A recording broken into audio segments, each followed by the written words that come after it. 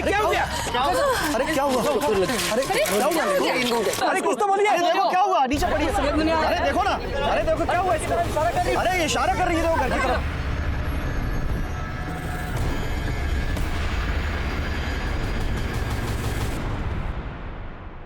गीता में भगवान श्री कृष्ण ने कहा है मृत्यु जीवन का अटल सत्य है, और एक सत्य ये भी है कि जान लेना और जान देना दोनों ही अपराध हैं। किसी को हक नहीं है अपनी या किसी और की जान ले, लेकिन फिर भी पता नहीं लोग कैसे अपना विवेक खो बैठते हैं। जिस किसी के साथ भी अपराध होता है, क्या उस अपराध से होने से पहले उनको दस्तक नहीं मिलती? मिलती है। अपराध होने से पहले दस्तक जरूर देता है, जिसे लोग अनसुनी कर देते हैं। ये केस तब का है जब मैं उत्तर प्रदेश के गाजियाबाद में पोस्टेड था। एक पूरे परिवार को जहर दिया गया था। साहब मैंने ही आपको फोन किया था। क्या हुआ है? ये देखिए श्रीवास्तव जी का घर है। हाँ। लगता है किसी ने उनके पूरे परिवार को जहर दे दिया है। 3 लोग तो मर चुके हैं साहब। कौन से हॉस्पिटल में भेजा है? साहब MGN अस्पताल। और साहब जो 3 लोग मर चुके हैं उनकी लाश अंदर ही पड़ी है। मिश्रा सर, हॉस्पिटल में फोन लगाओ। सबसे पहले हम उनसे बात करेंगे, कोई और नहीं। और उनसे कहो कि तीनों को अलग अलग रखे, आपस में बात ना करने दें। Okay sir.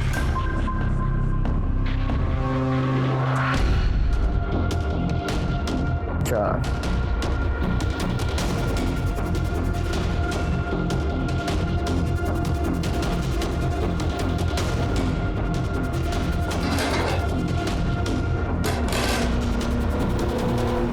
6 plate.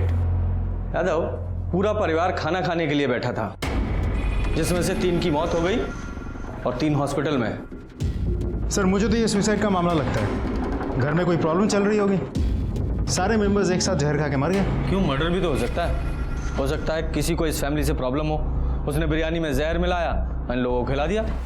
Mishra sir, इस बिरयानी को फॉरेंसिक के लिए भेजो और देखो इसमें जहर है या नहीं, और जहर है तो कौन सा है। फोटोग्राफर बुलवाओ और फिंगरप्रिंट्स के लिए फॉरेंसिक वाले को। पूरे घर की तलाशी लो। Okay sir. यादव सर, आसपास के लोगों से पता करो, देखो कि क्या चल रहा था इस फैमिली में। सर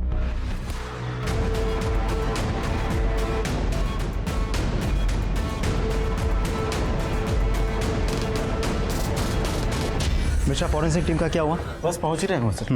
हाँ ठीक है, ठीक। सर श्रीवास्तव फैमिली के पड़ोसियों से पूछताछ की, पता चला कि गौतम श्रीवास्तव और उसकी पत्नी सुधा दोनों में कुछ तो प्रॉब्लम चल रही थी। अब प्रॉब्लम एग्जैक्टली क्या थी ये किसी को नहीं पता। सर एक बेटा था सौरभ, ड्रग्स लेना, शराब पीना वगैरह वगैरह। 2 बेटियां हैं। बड़ी बेटी मीना की शादी को लेकर घर पे प्रॉब्लम चल रही थी। सर घर के अंदर कुछ लोन के पेपर्स भी मिले, तो शायद इस फैमिली ने बड़ा कोई अमाउंट लोन लिया हो सकता है दोनों बेटियों की शादी के लिए लिया हो। साहब कुछ कहना था। बोलिए। साहब हम भी यहीं पड़ोस में रहते हैं। सुधा भाभी और बच्चों से हमारी बहुत ही बनती थी। सब लोग कह रहे हैं कि बिरयानी खाकर कुछ हुआ है, पर दोपहर में तो बिरयानी हमें देकर गई थी सुधा भाभी। आप लोगों ने वो बिरयानी खाई? नहीं साहब, हम तो दोपहर का खाना खा चुके थे, तो हमने रात के खाने के लिए वो बिरयानी उठाकर फ्रिज में रख दी। अच्छा। मिश्रा सर, इनके साथ जाओ, बिरयानी कलेक्ट करो, उसे फॉरेंसिक के लिए भेजो। ओके सर, आइए मैडम।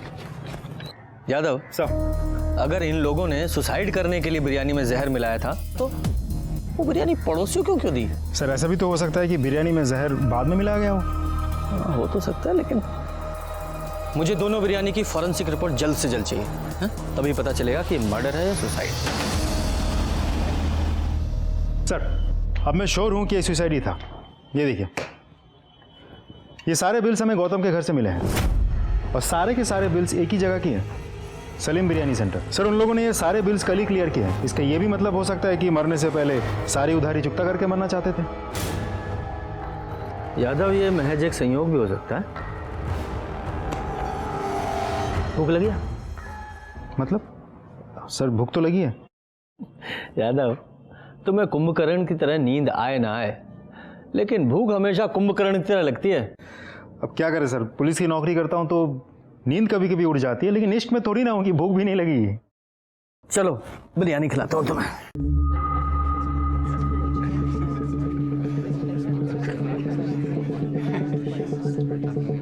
यादव सर बिरयानी अच्छी थी ना? मज़ा आ गया। कितना हुआ? छोटू वो इनका 100 रुपये साहब। 100 रुपये साहब। ये लो। आपकी बिरयानी ना एकदम A1 है। अब माँ के हाथ की बिरयानी की याद आ गई। अन्नपूर्णा का अवतार है आपके यहाँ तो। शुक्रिया शुक्रिया। आपकी बिरयानी के चर्चे तो हर जगह चल रहे हैं जी। अरे पास में एक फैमिली रहती है ना, कौन सी? अरे वो श्रीवास्तव फैमिली। हाँ, श्रीवास्तव फैमिली। सुना है उनकी बिरयानी में जहर था। जहर वाली बिरयानी का पार्सल आपके यहाँ से गया है? हाँ? नहीं, ऐसा सुना है, मतलब वो बिरयानी तो आपके यहाँ से गई थी ना। देखो भाई साहब, यहाँ से रोज 200 पार्सल बिरयानी जाती है, अब कहाँ कहाँ याद रखेंगे। हाँ, ये बात भी सही है। हमारा ऑफिस यहीं पास में है। आप ऐसा कीजिए, एक पार्सल रोज हमारे लिए भिजवा दीजिए, एक खाता हमारा भी खोल लीजिए, महीने के आखिर में हिसाब कर दिए करेंगे। अरे भाई साहब ये देखिए। हाँ, आप उधार नहीं देते हैं। देखो भाई साहब, हमारा एक उसूल है, बिरयानी खाओ, डकार लो, पैसे दो और रास्ता निकालो। अगर मैं सबको अगर ऐसे उधार देते रहूंगा तो एक दिन इस होटल को ताला लग जाएगा। ये भी सही कह रहे हैं आप। चलिए। अरे छोटू, 2 नंबर के टेबल का बिल बोल। सर, ये बिरयानी वाला हमसे झूठ क्यों बोल रहा था? श्रीवास्तव फैमिली को तो खूब उधार देता है। अरे हो सकता है उस फैमिली से इसकी कोई पुरानी जान पहचान हो, और ये भी हो सकता है कि वो हमसे कुछ छुपा रहा हो। ये फॉरेंसिक रिपोर्ट कब आएगी? सर, कल सुबह तक रिपोर्ट आ जाएगी। आप excuse me sir. Hello, okay sir, hospital में सुधार, उसकी बेटियों को होश आ गया है।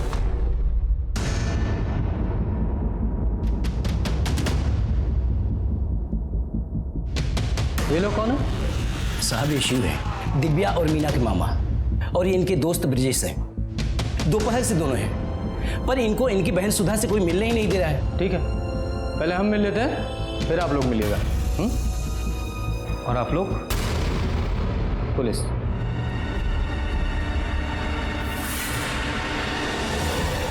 अरे कोई कुछ बताता क्यों नहीं है? बोला ना आपको, सब ठीक है, आप टेंशन मत लीजिए। अरे डॉक्टर साहब, मेरे घर वाले कैसे? सर, आई थिंक सिविल कपड़े पहनने की वजह से हमें यहाँ पे पहचान नहीं पा रहा है। अब हम पुलिस डिपार्टमेंट से। पुलिस डिपार्टमेंट से? क्यों, कुछ हुआ है क्या? हाँ, मेरे पति, हाँ मेरे घर वाले, मेरे बच्चे सब ठीक तो है ना? ये शांत हो जाइए, सब ठीक है।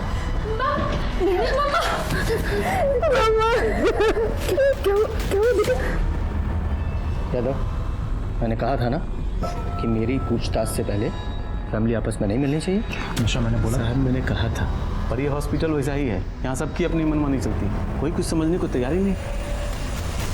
आप कौन हैं? मैं इनकी बेटी मीना।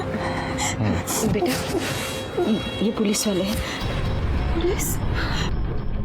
आप लोगों के घर में कोई टेंशन चल रही थी? नहीं तो फिर ये आत्महत्या का क्या नाटक है? ये सबने मिलकर प्लान किया था, या आप में से ही किसी एक ने सबको मारने के इस महान कार्य का बीड़ा अपने कंधों पे उठाया था? लेकिन साहब, हम आत्महत्या क्यों करेंगे? सर, ऐसा कुछ नहीं हुआ था। तो फिर आप लोगों के खाने में जहर कहाँ से आया? आप लोगों ने खुद से जहर खाया था या किसी ने खिलाया था आप लोगों को? भला हम जहर क्यों खाएंगे? शायद आपके सर पे बहुत लोन था इसलिए। लेकिन सर, वो लोन तो पापा ने अपने बिजनेस के लिए लिया था। तो शायद आपकी शादी की टेंशन होगी इसलिए। हमारी शादी की टेंशन होती तो हमारी पसंद।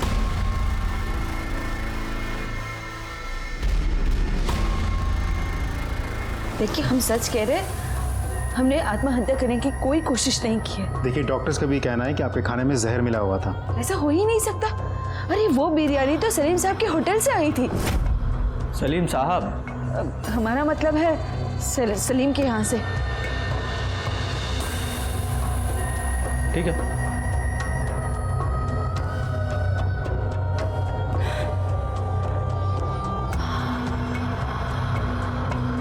तुम दिव्या हो?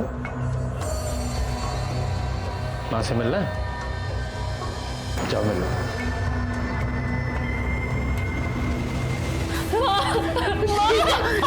क्या हुआ बेटा? क्या हुआ दिव्या?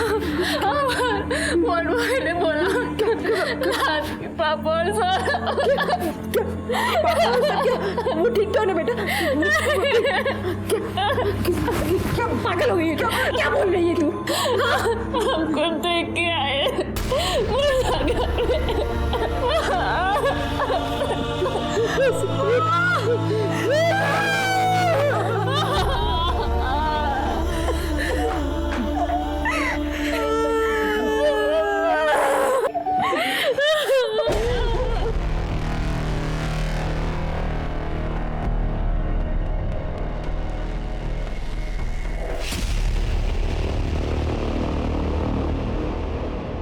सर कमाल है, एक मामूली बिरयानी वाले को घर की औरत साहब करके बुलाती है। और वो बिरयानी वाला भी सिर्फ उसी औरत को उधार देता है। कुछ तो चक्कर है सर। हाँ, चक्कर तो है। सर अब मुझे पुलिस स्टेशन जाके एफआईआर रेडी करनी है। केस क्या बनाऊं, मर्डर या suicide? Murder. Sir excuse me. Hello, अच्छा ओके सर, फॉरेंसिक डिपार्टमेंट से कॉल था। वो लोग कह रहे हैं कि बिरयानी में जहर था। अच्छा, जो बिरयानी इन लोगों ने पड़ोसियों को दी थी उसमें भी जहर था? जी सर, उसमें भी था। वो तो अच्छा हुआ कि उन लोगों ने बिरयानी खाई नहीं। अब तो पक्का है कि ये सलीम, उसका डिलीवरी बॉय, सुधा या उसी के परिवार में से किसी ने बिरयानी में जहर मिलाया था। ये 100% मर्डर केस है। पता लगा जहर कौन सा है? सर वो लोग कोशिश कर रहे हैं, थोड़ा टाइम लगेगा। ये सलीम और उसके डिलीवरी बॉय को पुलिस स्टेशन बुलाओ। जी सर। अरे साहब, हमें नहीं पता था कि आप पुलिस वाले हैं, वरना हम आपसे बिल ही नहीं मांगते। गलती हो गई साहब, माफ कर दीजिए। हमें वैसे भी पैसे देकर खाने में मजा आता है। ये आपका डिलीवरी बॉय है? जी साहब। याद है? सर। जरा बात करो। जी सर। छोटू साहब जो भी पूछे ना उसका सही सही जवाब देना, हाँ समझे ना? चलो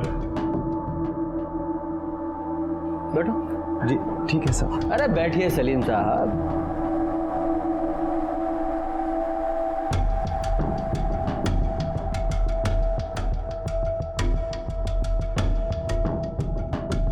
ये लीजिए, पानी पीजिए। शुक्रिया साहब। भेजा समझते हैं आप सलीम साहब? जी बिल्कुल बिल्कुल। देखिए, हमारे भेजे में 73% पानी होता है, 73%। और जब शरीर में पानी की कमी हो जाती है तो ये भेजा उल्टी सीधी हरकतें करने लगता है ना? इसलिए पहले पानी पीजिए।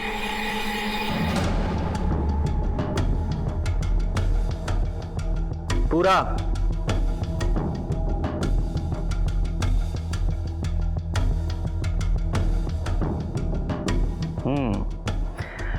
अब देखना कितने अच्छे से काम करेगा आपका भेजा।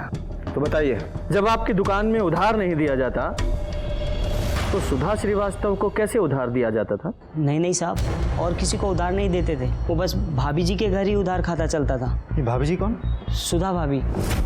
सिर्फ उन्हें ही क्यों? अरे साहब, किसी जरूरतमंद की मदद करना आजकल गुनाह हो गया है साहब। बहुत पुराने ताल्लुकात है उनसे। शोहर के कभी कभार पैसे आने में थोड़ी सी देर हो जाती थी, इसलिए हम उधार दे दिया करते थे। सब इसमें क्या बात होगी साहब? ये तो तुम बताओ, क्या बात हो गई? तुम्हारी कोई दुश्मनी थी? बिरयानी में जहर कैसे मिला दिया? मुझे नहीं पता साहब, मैं तो हमेशा की तरह पार्सल दरवाजे पे रख के घंटी बजा के वहाँ से चला आया। कितने बजे गए थे तुम? 1:40 के करीब साहब। इतने पक्के से याद है? वो डांट पड़ी थी ना साहब, तो याद तो रह गई। इधर यहाँ पास जाने के लिए तुझे 15 मिनट लगते हैं, बाकी का पार्सल तेरा अब्बा जाके देगा। नहीं साहब, मैं दूंगा ना। हाँ तो उठा और निकल। तुम्हें देरी क्यों हो गई थी? खाने में जहर मिला रहे थे क्या? अरे नहीं साहब, वो बस आते आते बस एक सुट्टा मार लिया था साहब। अच्छा एक बात बताओ, ये तुम्हारा मालिक सलीम ये हमेशा ऐसे ही गुस्से में रहता है? नहीं साहब, जब पहले भाभी जी वो सुधा भाभी आती थी ऑर्डर देने, तब सलीम भाई को इतना गुस्सा नहीं आता था। सलीम जी। सुधा जी आप कैसे हैं आप? बहुत अच्छे, आप कैसी हैं? अरे छोटू, अरे कब से टेबल घिस रहा है? हाँ, ये तुम्हारी किस्मत नहीं जो चमक जाएगी। जाओ जाओ अंदर जाके काम करो, जाओ। अच्छा सुनिए, आज रात के खाने के लिए आप बिरयानी भिजवा दीजिएगा, और उसके लिए ना पैसे दे रहे हैं, और बाकी के पैसे ना हम बाद में भिजवा देंगे। क्या कर रहे हैं आप? पैसे आप कभी भी दे सकते हैं। पर पिछले 2 महीने से भाभी जी का आना जाना बंद हो गया था। तो आना जाना बंद कैसे हो गया? तो शायद सुधा के पति गौतम को सुधा और सलीम के अफेयर के बारे में पता चल गया हो, और उसके बाद जब दोनों का मिलना जुलना बंद हो गया था तो शायद सलीम ने गुस्से में आके बिरयानी में जहर मिला दिया हो। या फिर ऐसा भी हो सकता है कि सारा कांड सुधा ने किया हो, क्योंकि डॉक्टर के मुताबिक सुधा के शरीर में जहर कम था, क्योंकि सुधा ने बिरयानी बहुत कम खाई थी।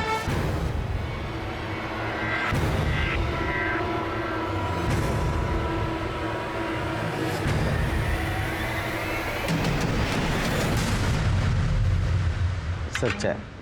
सिर्फ चाय? अगली बार जब भी चाय लेकर आओ, चाय के साथ एक गिलास पानी होना चाहिए। चाय पीने से पहले एक गिलास पानी पीने से कभी एसिडिटी नहीं होती, समझे?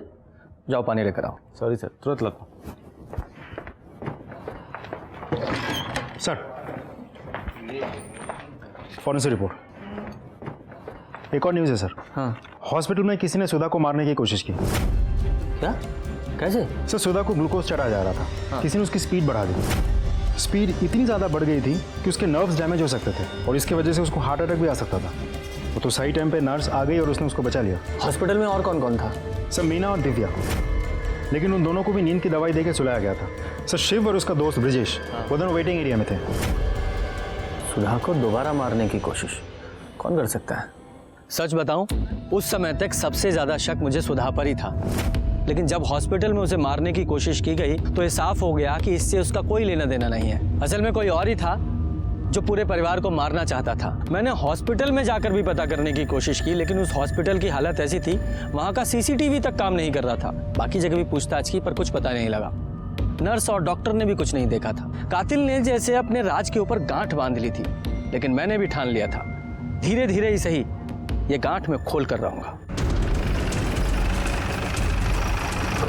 साहब इन लोगों ने आत्महत्या क्यों की, कुछ पता चला? आपको जानकारी लेने की बहुत उत्सुकता है? ज्यादा ज्ञान चाहिए तो रामायण और महाभारत पढ़िए, जाइए।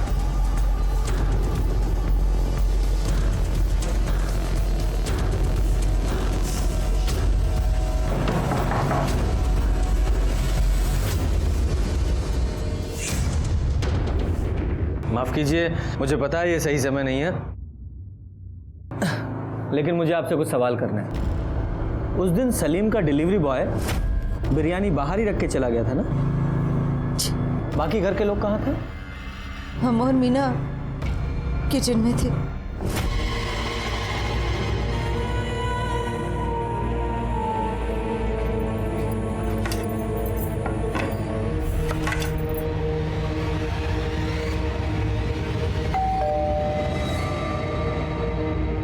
पतीला अंदर कौन लेकर आया था? हम लाए थे। दिव्या वो बिरयानी अंदर ले आ। तो क्या माँ, सौरभ को कोई काम बोलो ना, सारे काम हम ही करें, हम नौकर हैं क्या? अरे जाना यार, औरतों के काम मर्द नहीं करते, लेके आ चल। बड़ा या मर्द। अच्छा एक बात बताइए, बिरयानी मंगवाई किसने थी? जी हमने मंगवाई थी, हमें जॉब में इंक्रीमेंट मिला था। आप नौकरी करती है? जी हमने MSc की है, 1 साल से हम पैथोलॉजी लैब में काम कर रहे हैं। आप भी नौकरी करती हैं? नहीं साहब, ये तो अभी पढ़ाई करती है और अभी इसकी परीक्षा भी होने वाली है। बेटा जाओ अंदर जाके पढ़ाई करो।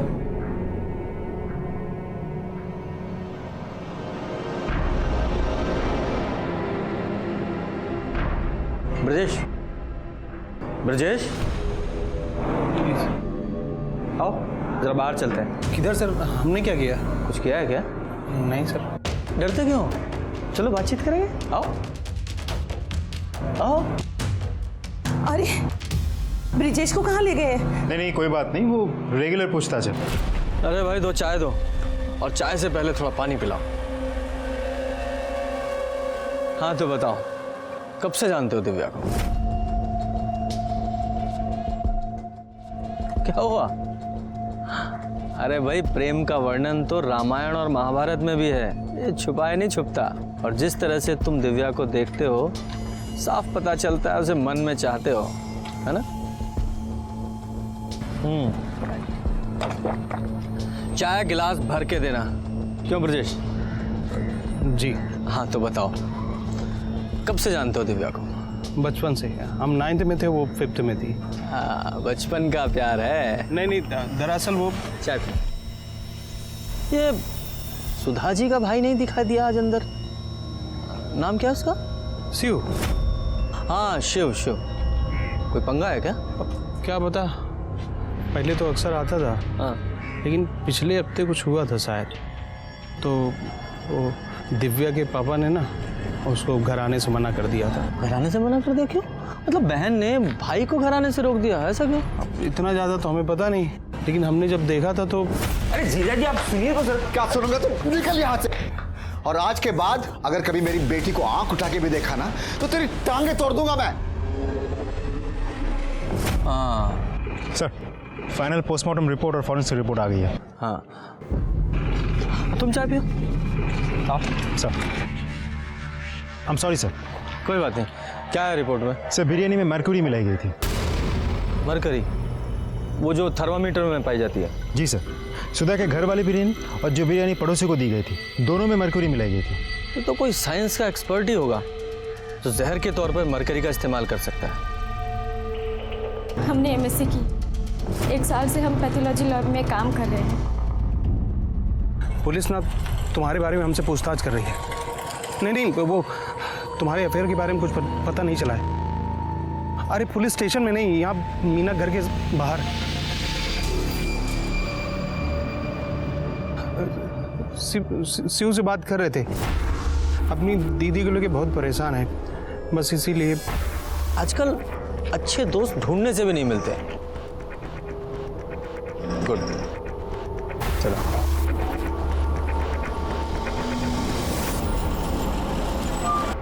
सर, मैंने फॉरेंसिक डिपार्टमेंट से पूछा, इतने लोगों को मारने के लिए कम से कम 150 से 200 ml मर्क्यूरी की ज़रूरत पड़ती है और आमतौर पे एक थर्मोमीटर में करीब 5 ml मर्क्यूरी होती है। इसका ये मतलब निकला कि कम से कम 35 से 40 थर्मोमीटर तोड़ के मर्क्यूरी निकाली गई होगी। यादव, ये मीना की लैब में पता करो और वहाँ के थर्मोमीटर का स्टॉक भी चेक करो। सारे केमिस्ट पे भी पता करो कि एक साथ इतने थर्मोमीटर किसने खरीदे। जितने भी सीसीटीवी हैं सबकी फुटेज चेक कराओ। वैसे मर्क्यूरी को खाने में मिलाकर मारने का आइडिया बहुत यूनिक है ना? वो तो है सर।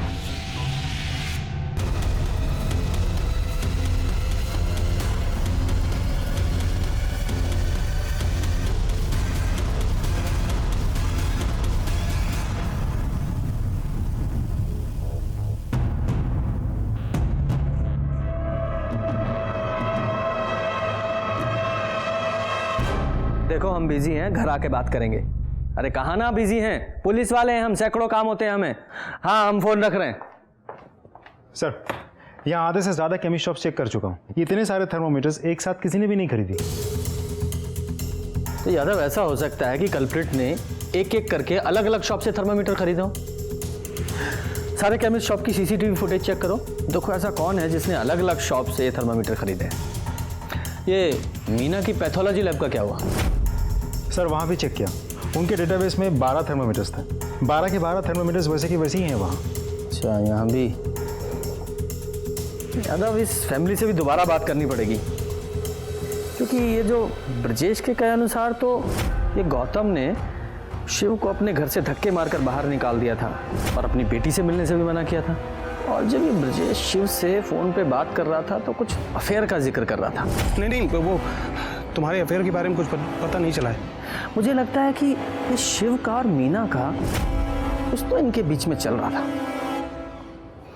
सुधा को बुलाओ। मम्मी,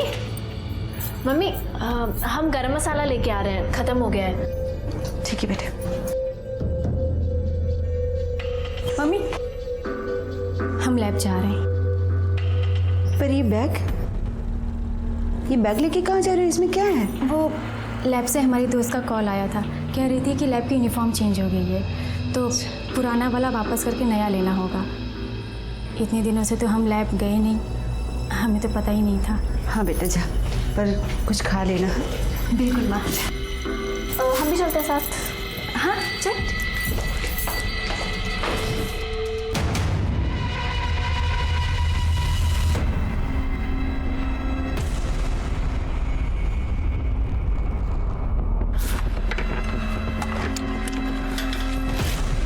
ये पकड़ो। हाँ, और फरीदाबाद चले जाओ, हमारे घर में आराम से रहो। यार, हमें ये सब चीज़ें ठीक नहीं लग रहा है। हम दीदी से अभी भी बात कर सकते हैं ना। जीजा जी, दादी और सौरभ को प्रॉब्लम थी, अब तो वो रहे नहीं। अब क्या दिक्कत है? मतलब ये सब तुमने? अरे नहीं, मैंने नहीं किया। ये सब में मेरा कोई हाथ नहीं है। अगर करते ना तब भी हम तुम्हारी मदद करते। अब एक काम करो, जल्दी करो, वो आने वाली होगी, तुम लोग को जल्दी यहाँ से निकलना है। और सुनो, एक काम करो, अपना फ़ोन बंद रखना है और हाँ, उससे बोल देना कि वो अपना फ़ोन बंद रखे, ठीक है? थैंक्स यार। आ गई। अब जाओ आराम से, शादी वादी करो। है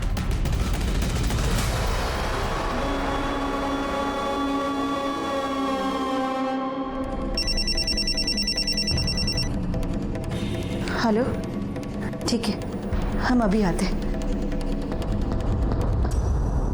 क्या छुपा रही हैं आप हमसे? ओ माफ कीजिए, पहले पानी पी लीजिए, फिर आराम से बात करेंगे। तो बताइए, क्या प्रॉब्लम थी आपके पति को आपके भाई से? कुछ खास नहीं था। कुछ खास नहीं था, लेकिन मामा का भांजी के साथ अफेयर कोई आम बात भी नहीं होती। ये शिव का मीना के साथ अफेयर चल रहा था ना, और ये बात आपके पति को पसंद नहीं थी, इसीलिए उन्होंने शिव को धक्के मारकर घर से बाहर निकाल दिया था। अब शिव को तो धक्के मारकर घर से बाहर निकाल दिया, लेकिन मीना के दिल से नहीं निकाल पाए, इसलिए मीना ने शायद सबको जहर दे दिया, है ना? नहीं, ये सब कुछ गलत है। देखिए, बच्चे लाख गलती करे पर माँ झूठ बोलती हुई अच्छी नहीं लगती। ये शिव का और मीना का अफेयर चल रहा है ना। हम अपनी दोनों बेटियों की कसम खा के कहते हैं, मीना का शिव के साथ कोई चक्कर नहीं था, कोई चक्कर नहीं था। आप जा सकती हैं। और ये मीना कहाँ है? वो तो काम पर गई है, अब सारा बोझ उसी के कंधों पर तो है।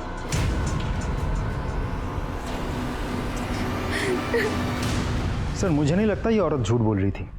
पर पूरी तरह सच भी नहीं बोल रही थी, कुछ ना कुछ छुपा जरूर रही है। यादव, मीना को बुलाओ।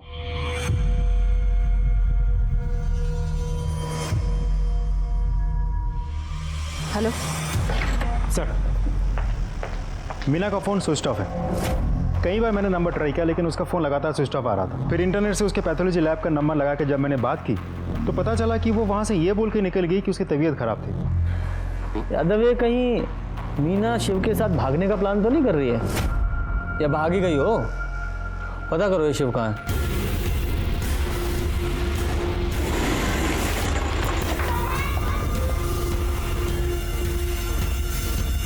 तो ताला लगा है। अरे भाई साहब सुनिए ना। जी साहब। ये शिव कहाँ है? करीब 2-3 घंटे पहले यहाँ से निकला था साहब, शायद जल्दी में था। सामान वामान साथ में लेके गया है क्या? हाँ साहब, एक छोटा बैग था शायद। हाँ यादव, बोलो। सर, शिव भी गायब है, उसे घर पे तो ताला लगा हुआ है। हाँ, दोनों साथ में ही होंगे, और अब तो मुझे पक्का यकीन है कि इन दोनों ने ही मिलकर खाने में जहर मिलाया था। यादव, ये शिव की घर की तलाशी का सर्च वारंट निकलवाओ।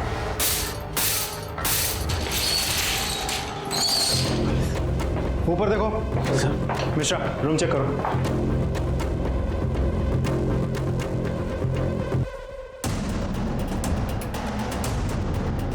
सर, ये 3 थर्मामीटर मिले हैं।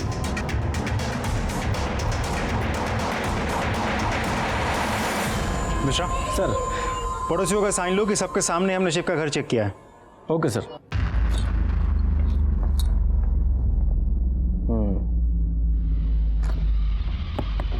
यादव, मेरा शक सही है, ये सब कुछ शिव ने ही किया है, उसी ने पूरी फैमिली को जहर दिया है।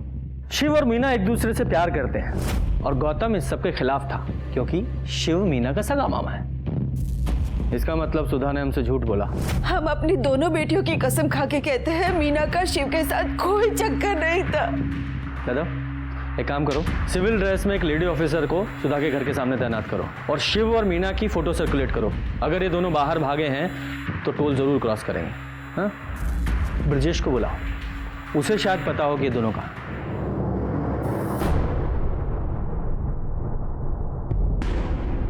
सर, मेल मुझे मिल गया है। हाँ। उसके कॉपी में आपको। सर, आपने बुलाया हमको? हाँ जी ब्रजेश जी, बुलाया। देखिए, दोस्तों की तो आप बहुत मदद करते हैं, अब हमें भी दोस्त समझकर कुछ मदद हमारी भी कीजिए। हम कैसे मदद कर सकते हैं सर? सच बोलकर। शिव कहाँ है? पता नहीं, कल मिला था हमको, इसके बाद दिखा नहीं। तो फोन कीजिए, लगाइए, और स्पीकर पर डालिएगा।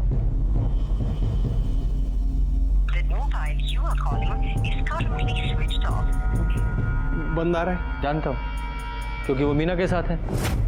मीना और शिव का अफेयर कब से चल रहा है? अफेयर नहीं, शिव का मीना के साथ कोई अफेयर नहीं चल रहा है। तो किसके साथ चल रहा है?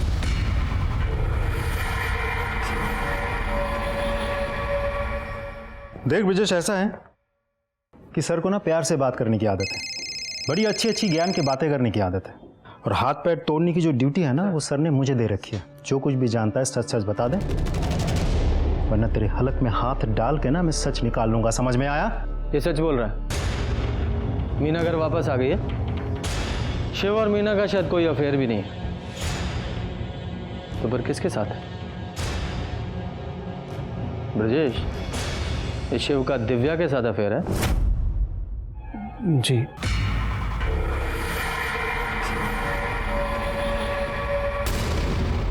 तुम जाओ।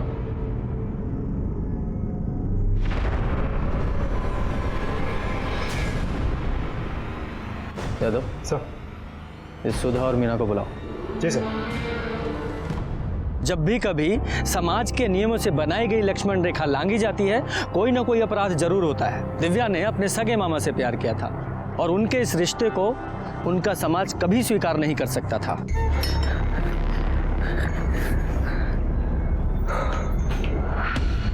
शिव, तुम ठीक हो? शिव, पता हम कितने परेशान हो गए थे। हमें लगा पुलिस में कहीं तुम्हें देख तो नहीं लिया। हेलमेट पहन के गए थे कि कोई हमें ना देखे। खाना लेके आए, खा लो। I love you Shiv. Divya, ये सही नहीं है। हमें तुम्हारे घर वालों को जाके सब कुछ सच सच बता देना चाहिए। क्या बता देंगे? हाँ, कि तुमने हमारे प्यार के लिए हमारी दादी, पापा और भाई को जहर दे दिया। पुत्र को अपना। देखो शिव, देखो हम जानते हैं हमारा साथ ज्यादा दिन के लिए नहीं है। एक ना एक दिन पुलिस हमें पकड़ लेगी। पर शिव, हम जितने दिन साथ हैं, हम सिर्फ तुम्हें प्यार करना चाहते हैं। बहुत प्यार। पागल हो गई हो? हाँ, हम पागल हो गए। पर अगर प्यार में पागल नहीं हुए तो खाक प्यार किया। खाना खा लो। हमने आपसे कोई झूठ नहीं बोला। आपने हमसे पूछा कि मीना का शिव के साथ कुछ चल रहा है, तो हमने कहा नहीं। अगर आपने दिव्या के बारे में पूछा होता तो उसका जवाब कुछ और होता। हम 2 बहनें थी। हमारे माँ बाप ने बहुत व्रत उपवास किए, बहुत मन्नतें मांगी, तब जाके उन्हें बेटा हुआ, Shiv. I love you Shiv. हम तुम्हारे बिना एक मिनट नहीं रह सकते। शिव! शिव, तुम्हें शर्म नाम की कोई चीज है कि नहीं? अरे ये तुम्हारी भांजी है। मम्मी प्लीज, आप शिव को कुछ मत कहिए। हम उससे प्यार करते हैं और शादी करना चाहते हैं। तुझे कोई लाज शर्म नाम की चीज है कि नहीं? ये क्या अनाप शनाप बक रही है तू? अरे ये तेरा मामा है, वो भी सगा। और हमारे पति को जब पता चला तो तुमको जरा सी भी शर्म नहीं आई अपनी ही सगी भांजी के साथ ऐसा करते हुए? जीजा जी, हमने कुछ नहीं किया। दिव्या हमसे प्यार करती है और हमें भी इसमें कुछ गलत नहीं लगता। अरे तुम तो आदमी ही गलत हो, तो तुमको गलत क्या लगेगा इसमें? निकल। जीजा जी, अरे बात तो सुनिए। जीजा जी, क्या बात क्या सुनेगा? निकल। तो मीना जी, आप कहाँ थी? मतलब लैब के बाद आप कहाँ चली गई थी? कैसे गायब? जी, माँ ने कहा था। हाँ सर, हमने ही मीना को फोन किया था। हमारी बात सुनो, क्योंकि हम जानते थे कि आप इससे मिलकर बहुत सारे सवाल करेंगे, इसलिए हमने इसे घर बुला लिया। तो ये दिव्या कब गई थी? सुबह ही गई थी जब मीना काम पर निकली थी। वो लैब से हमारी दोस्त का कॉल आया था। कह रही थी कि लैब की यूनिफॉर्म चेंज हो गई है, तो पुराना वाला वापस करके नया लेना होगा। हम भी चलते हैं साथ। हाँ चल।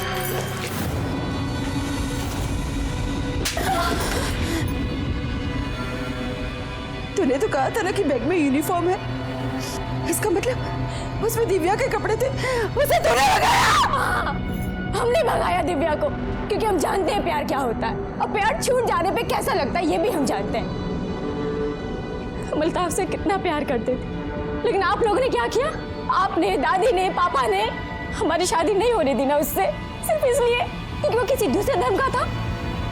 हमारा प्यार अधूरा रह गया माँ, इसीलिए हमने अपनी बहन का प्यार पूरा किया। कम से कम अब तो हमारी बहन खुश रहेगी। जब शिव ने अपने प्यार के लिए इतना सब कुछ किया, तो बिरयानी में जहर भी उसी ने मिलाया होगा। नहीं, ये बिल्कुल गलत है। शिव ने हमें बताया था कि उसे ऐसा कुछ नहीं।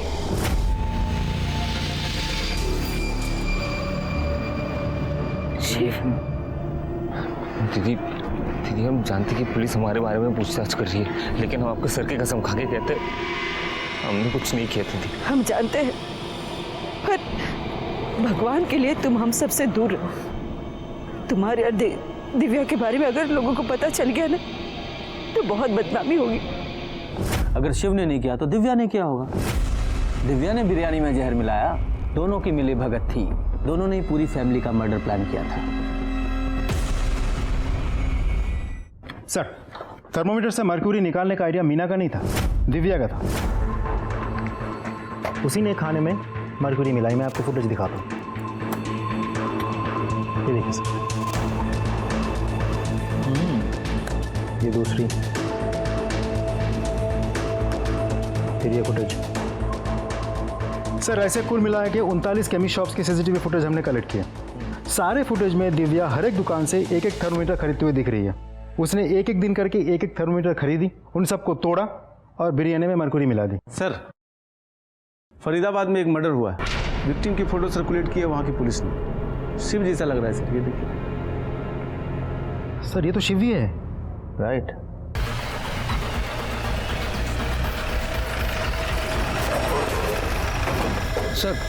सर आप लोगों ने जिस लड़के का फोटो सर्कुलेट किया था वो यही है, इसीलिए मैंने तुरंत आपको इन्फॉर्म किया।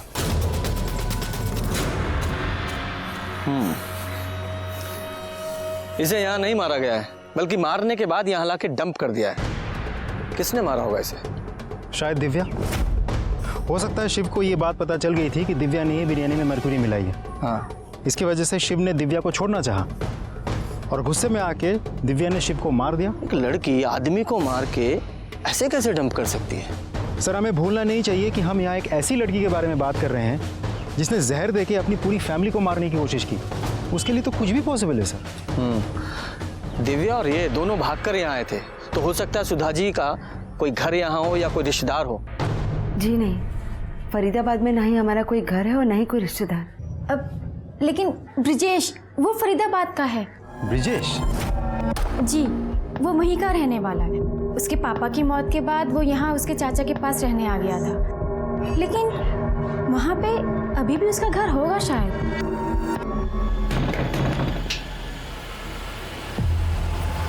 ब्रिजेश कहाँ है? बाहर गया है कहीं। उसकी बाइक तो यही है।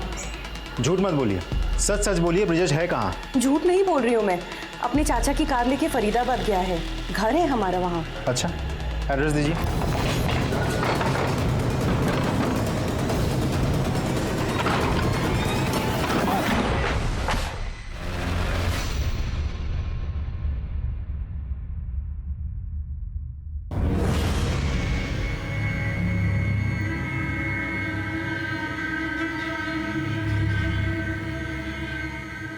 हमने कितनी मदद की है तुम्हारी? तुमको अपने परिवार को मारना था, हमने आइडिया देना वो बिरयानी में मरकरी मिलाने का।